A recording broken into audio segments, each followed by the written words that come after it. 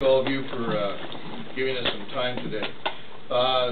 As was indicated over the weeks, we've been laying out some proposals that we have on how to deal with some of the issues facing California in the future that have a direct relationship or sometimes indirect relationship to the budget process.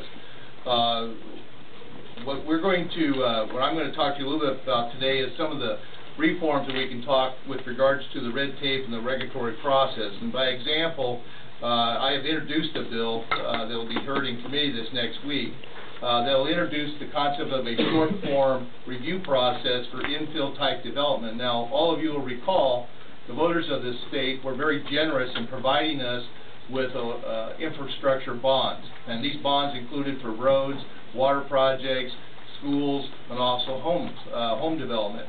And the idea for the home development was also to create workforce housing. It was to create opportunities for first-time home buyers. But part of when you're attacking those kind of problems, you need to attack it on how do you not just create affordable housing, but how can we best make housing more affordable? Well, part of that is the process. Cities and counties develop general plans, and when they do, they go through an environmental review process for the use within those plans. And when a city has fully developed, they have little patches of property and areas within their cities that need development. But what we're proposing is a short form. Instead of having to go through a full-blown environmental review process, let's create an abbreviated process, not that takes away from the environmental review process, but actually enhances it and actually makes it better. And the cost savings will be resulted in people having more affordability and also to stimulate and encourage job growth here in the California area. One of the other areas that we want to suggest, and frankly we've proposed it before, is to allow more public-private partnerships with regards to a lot of the projects, especially in the roads projects that have been proposed. And we've got over $6 to $7 billion worth of roads. We've got an additional $4 billion in mass transit dollars.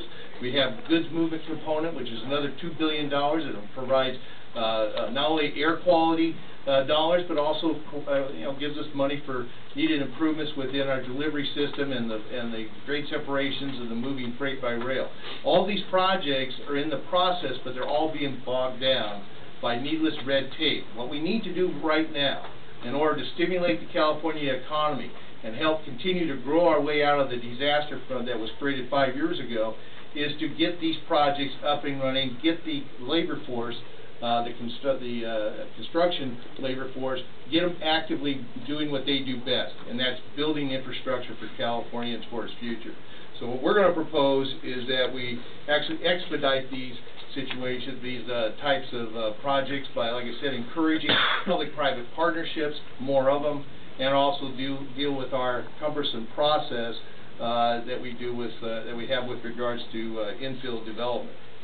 At this time, I'd like to introduce Assemblyman Roger Nilo, who has some additional comments.